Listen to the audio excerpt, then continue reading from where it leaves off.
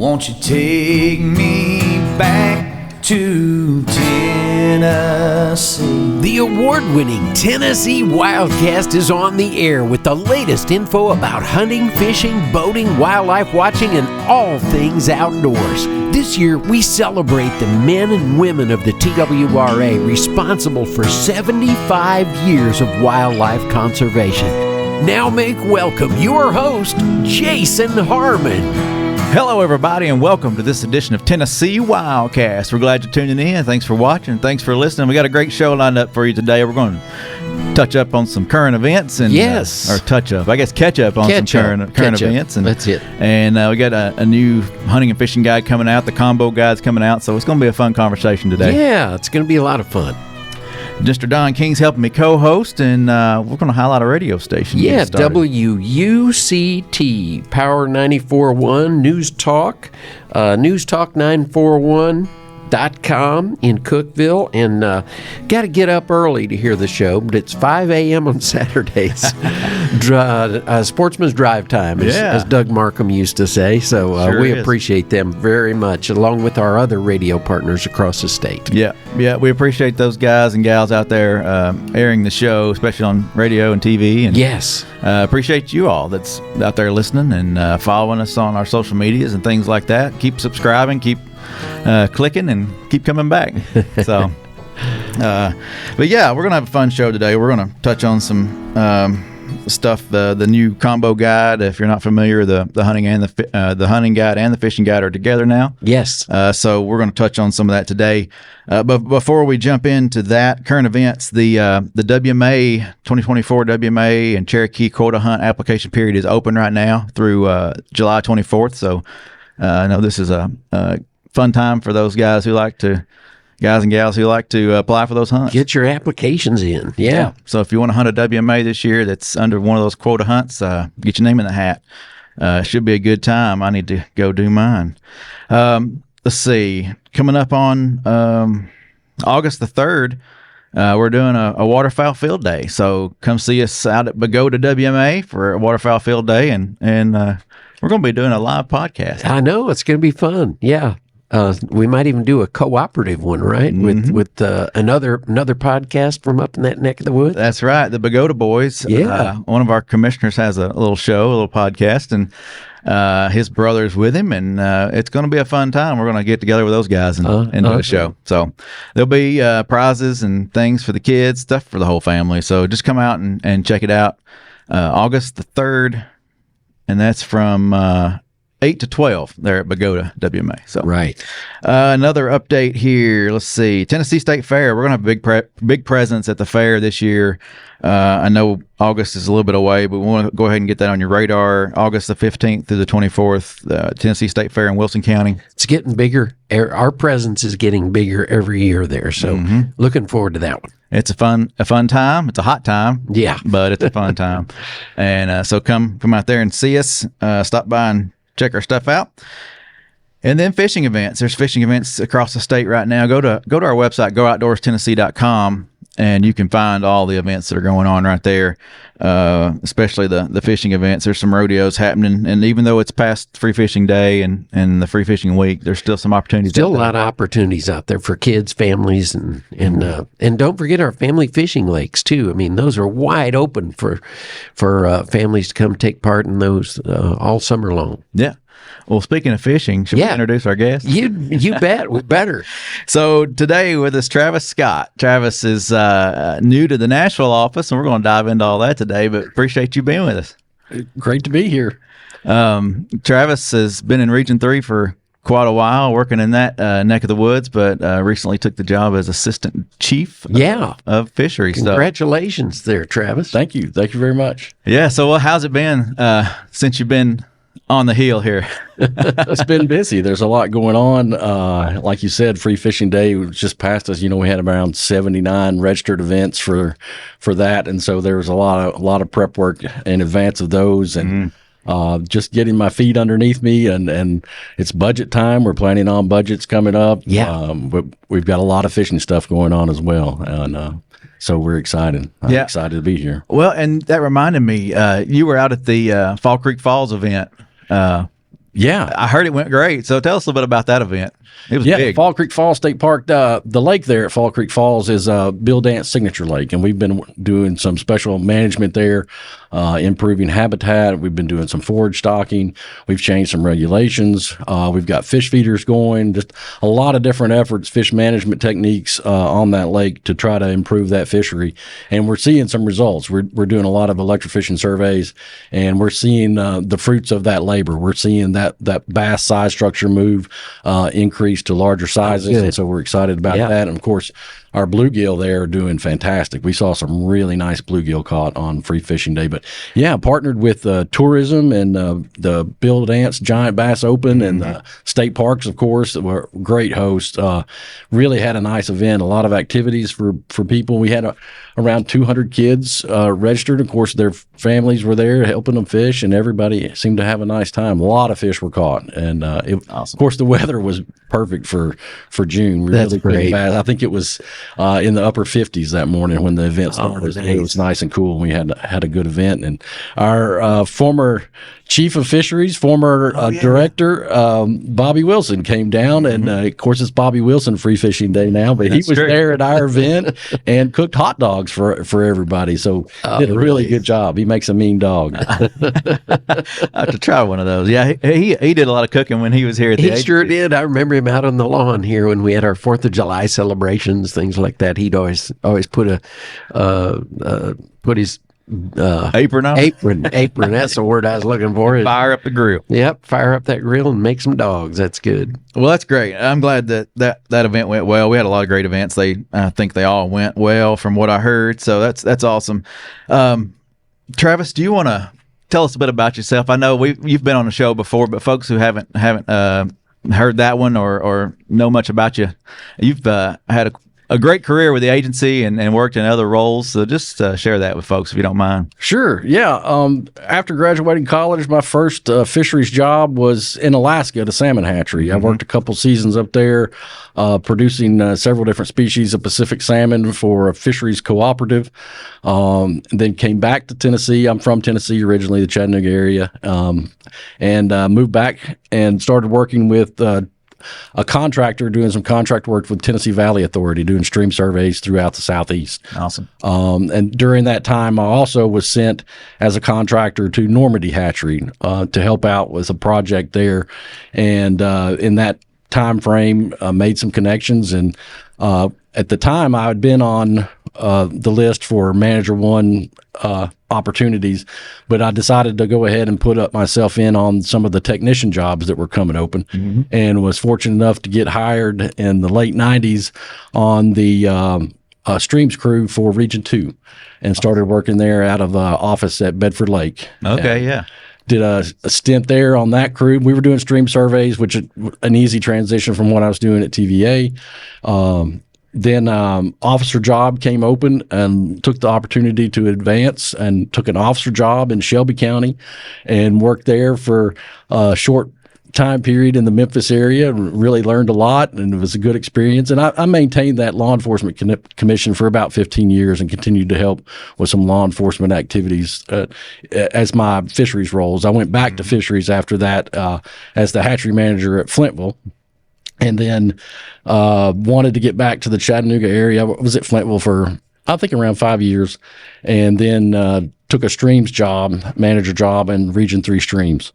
So got back to the stream side of things and was there for several years. Yeah. Around a decade doing that, and then transitioned to the Teleco hatchery position when it came open and worked there at Teleco, and then promoted to our Region 3 Rivers and Streams coordinator, and then from there promoted to the Region 3 program manager. So I was over streams and reservoirs, and then most recently the assistant chief. But it's around right at 25 years now with the agency. Man, That's a been here, there, and everywhere. a lot. that is multi-talented too. I mean, a lot of the stream surveys and the hatchery activities, and man, that's awesome. But and besides all that, I know he's played some baseball. Okay. Yeah. You played a little. I'm thinking second base. Wasn't that right? Catching him off guard there. Maybe shortstop. Okay, well, what brought that up was he and Mark Thurman rescued my drone from a piece of monofilament. I had flown it down just to get some beauty shots. That's what I use my little drone for. And I was on the Catoosa WMA. I was flying it down this little creek, and danged if it didn't get tangled up in some monofilament. And that's the second time it's happened to me. So I was really mad at myself and couldn't figure out a good solution for it. Well, lo and behold, Travis and Mark show up just by happenstance, and they had some fishing gear in the truck, and so they, of course, and they got it out. And anyway, I've got a little clip of video that we'll share with Todd, so he can include it in the show. But anyway, Travis made this awesome catch. I mean, it was like a line drive coming straight down. He grabbed it, and there was not a drop of water on my drone, and I've always appreciated him for that. I got really lucky that day. So better to be lucky than good. What made me say second base was, I think I said, "Hey, did you play shortstop?" And you said, "No, second base." But so your career has all kinds of different things going on, catching drones and raising fish. And I think it's cool that you were an officer. I forgot that part too. Yeah, me too. Played that role, and I'm jealous of your Alaska time. That's pretty cool. It was a great experience up there, but I learned a lot there that have been beneficial in the hatchery work here. Definitely. Essentially, a rainbow trout is a Pacific salmon, so they're very closely related, and so that was very helpful. That early in my career, has really helped at some of those facilities I've worked at here in Tennessee. Very cool. Very cool. Well, let's jump into the guide and talk a little bit about the process here. And I'll let you jump in again, though, because there's going to be some changes to when the seasons are set for fisheries. I think the wildlife's going to stay the same. They'll be finalized in April. The guide will come out in August, which we're almost there. So we're wrapping that guide up, and it's going to be ready for you in August. But fisheries season settings are going to change a little bit. Can you talk a little bit about that? Certainly. Yes. Historically, we would begin the season setting process like in the spring, where we would solicit public comment, and then our biologists would propose what regulation changes they wanted, and then those would be presented in August at the commission meeting, and the commissioners would vote on those in October, and then they would go into effect in February. Historically, that's how it had been. But in an effort to combine these two guides into one, there were a lot of restrictions for the wildlife side because of some federal regulations and the federal frameworks that they had to maintain. So they couldn't adjust when they did their season setting. So fisheries was able to do that, and happy to do that, so we could have this combo guide. I think it's going to be really nice. And so that's going to mean that we're going to have to shift our season setting process. And so that's probably going to mean sometime in September timeframe, maybe start soliciting public comments. Of course, the public's always welcome to call, and we're getting comments now through a variety of ways. Ask TWRA, people are sending comments. They call our office, and so we're always receptive to those. But there's a specific time period we'll have probably in September where we'll reach out to the public if they've got any suggestions, anything they would like to see, or if they're seeing any issues. That public comment period, and then our biologist will meet to come up with any regulation proposals that we may have, and a combination of some things we're seeing from the data we collect, but also some comments from the public too, and what that looks like, if there's the ways that we can do that. And then it looks like it will be January, possibly February, that we will present those regulation changes to the commission, and then of course there will be a public comment period after they're presented, and then the commission will vote on those. I think in April, that's similar time frame, either March or April. Going to try to fall similar to the hunting time. It'll be very similar to the hunting, and then that way, and next August, or this August and next August, moving forward, we will have that combination hunting and fishing guide. But it did require adjusting our season setting to accommodate that. Yeah. So these regulations that you're going to hear about today, some of these things that are new, they've already been out. We did a show about those not long ago, but we wanted to touch on them again, make sure everybody's up to date. And in the grand scheme of things, Travis touched on it, but again, we're doing the combo guide. And I mean, each of those individually, the fisheries guide and the hunting guide, are both a heavy lift because there's so many changes that will happen and things you need to check on to make sure they're correct. And Jason, kudos to you for meeting with the fisheries folks and with the wildlife folks to herd all these cats together and make sure. I appreciate that. Make sure it's all together. And you know, when you think about it, each of the guides before were hundreds of thousands of guides. And when you think about that, you think, oh, yeah, you know, I get mine in the mail or I pick it up at Walmart or wherever. And you just don't tend to think about how many of these things get printed, and there's a bunch of them. Yeah, and, about 500,000 this year that are going to be printed, you know, with the combo. So right, so we're going to save money in the long run for the agency and the sportsmen for that. So yeah, definitely. Anyway, kudos to you, and appreciate the work you put in on it. I appreciate that. It's been some long hours. I know, but good meetings. It's great to get with these guys in the regions and make sure, you know, stuff's current, up to date, and exactly. And I learn a lot too, so that's good. Right. So I can keep these listeners informed. You know? Thank y'all for tuning in and listening on this stuff. One thing I wanted to mention is, make those comments. You can watch the commission meeting. They're live. You can come join us live. And then once those seasons are talked about and presented and things come up, you're welcome to comment on those. And like we say, we'll post our comment periods, and you'll see those as we move throughout the year. So certainly. So let's touch on the fishing real quick. Like I said, we've done this before, but we're going to touch on it again. In Region 1, this past year, there were some changes to Carroll Lake, Garrett Lake, Glen Springs, and Lake Graham. And you wanted to touch on why we changed some of those things. And it wasn't big changes, but it's going to help in the long run. Right. Region 1 and 3, several of those were just changes to some smaller lakes that we manage, and local communities. And we've had a committee that's been meeting, and we're looking at ways that we can still manage those fisheries, but maybe simplify and consolidate some of those regulations so there aren't so many. If you've looked in the guide, and that's we hear that from the public quite a bit, how complicated sometimes our regulations can be. And ultimately, we're trying to manage the resource the best we can based on the data that we collect. And so sometimes that requires different regulations to achieve those goals. But we're looking at ways that if there's an opportunity that maybe we can streamline those regulations and have more consistency, especially when you're looking at similar water bodies, smaller lakes and local communities, and make it easier for folks to go fishing. And it's not such a big undertaking to have to read the guide for everywhere you go. So that's where some of those originated. And I would expect to see some more out of this committee.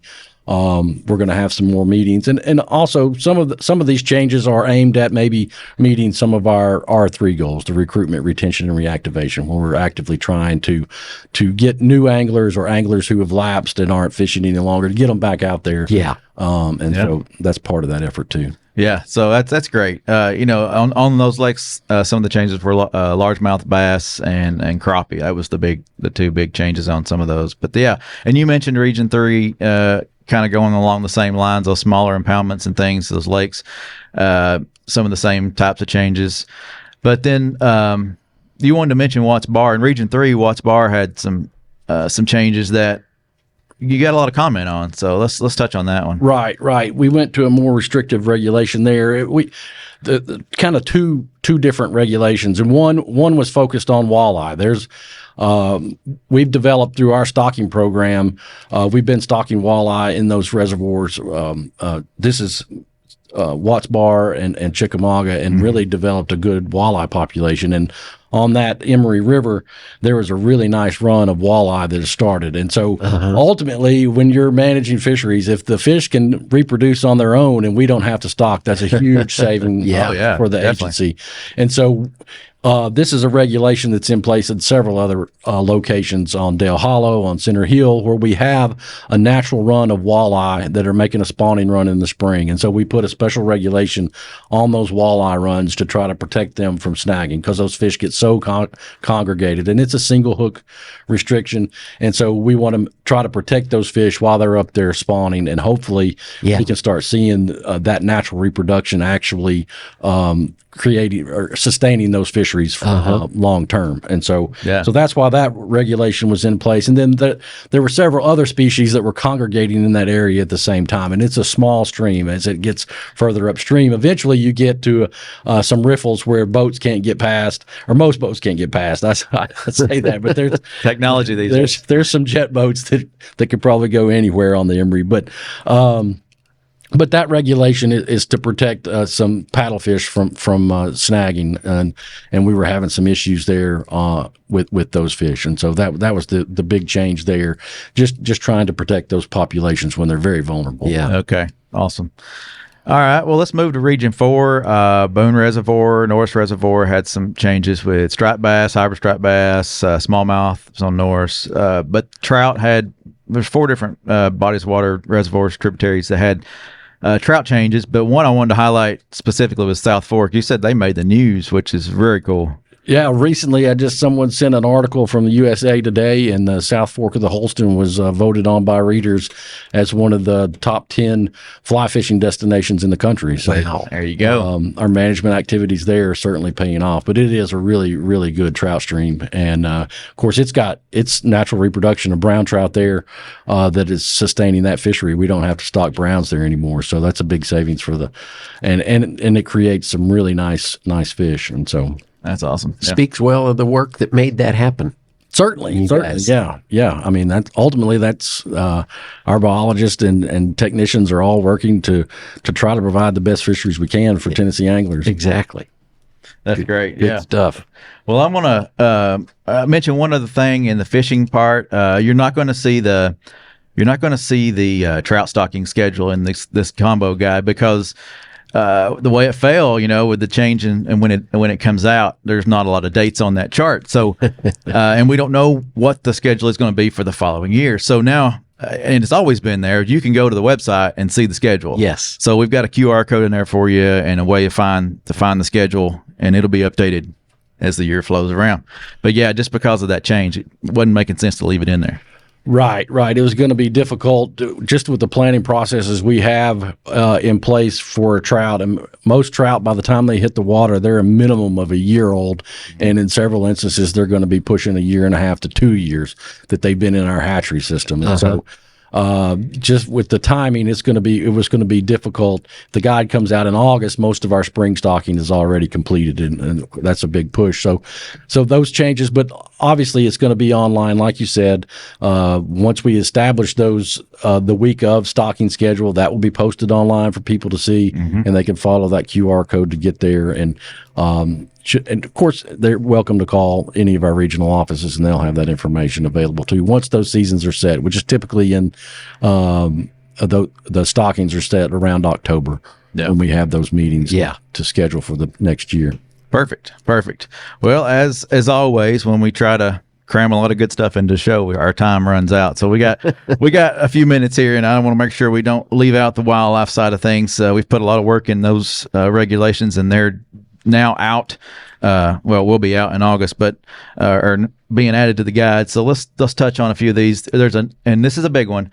There's a new nighttime hunting season for coyotes and bobcats. So this was a big one. It's been tossed around for many years, but now it's out, and there's special regulations. And one of the big ones is no single projectile. It's shotgun only, no single projectile. So that's a big one. Safety issue there. The spotlight, night vision, and thermal imaging devices are allowed, but you can't attach these lights to motor vehicles and can't hunt from a public road and things like that. So be smart about that when you're out there hunting. And this is private land only, and it requires landowner permission. It must be written, text, or by email. So just know the regulations for this. 1 bobcat per night, no limit on coyotes, and you can't hunt with dogs. So those are some of the regulations on that. Make sure you read the hunting guide when it comes out and know these things. But that's a big change. Big change for small game there. I just passed a note here. There's a new survey for rough grouse, so check that out. Oh, okay. They're wanting to know get some details on grouse if you're a grouse hunter out there. One of the other big changes was the units for deer. So deer hunting units are a little bit different this year. There's let's see, let me make sure I get it right here, but there's 6 different units for deer now, and remember, it's 2 antlered deer for the season, unless you've earned a buck or have the replacement buck and things like that. There are still some CWD restrictions, so make sure you check that out in the guide. But all in all, I think these new units will be good for the management of deer. And like I said, we said this in the show before, not much has changed. I mean, it's still the same number of units pretty much, and the lines are pretty much drawn in the same spots. But just check that out and get familiar with that. And the same thing with turkey. We've had some changes with turkey this year. New zones for turkey, and remember, no hens. It's got to be a male bearded bird. So check those regulations out. Those are crucial there. And there's a new graphic that helps you identify a Jake from a hen. So check that out right there with the turkey regulations. So like I said, a lot of this has been touched on. We had a little show with Mark and Joe, our chief and assistant chief up there, and they got it squared away right after the commission meeting and after all this was pulled out. So I knew it was a hot topic then. I thought we'd touch on a little bit now. But yeah, they went into a lot of detail about the why a lot of these things have happened, and good reasoning for all the changes that have been made. For sure. So I mean, there's a lot in this guide. There's a lot to review. So pick one up if you don't get one in the mail. If you're a sportsman's license holder, a lifetime license holder, you'll get one in the mail. And hang on to it, because it's for both seasons now. It's for fishing and hunting. Don't toss it in the trash after a season's over. No, that's right. Let it hang around. It's kind of like your license, 365 days, right? Yeah.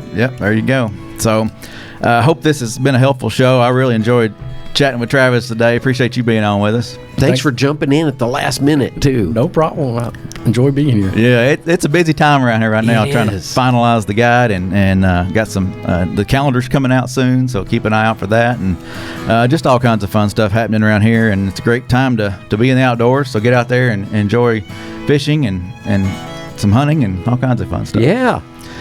This is Tennessee WildCast. Thanks for tuning in. Thanks for watching. Thanks for listening, and we'll see you next time.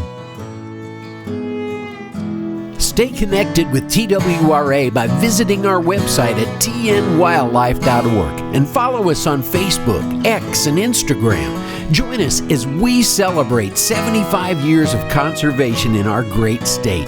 You can invest in Tennessee's wildlife future by purchasing a license at GoOutdoorsTennessee.com. That's GoOutdoorsTennessee.com.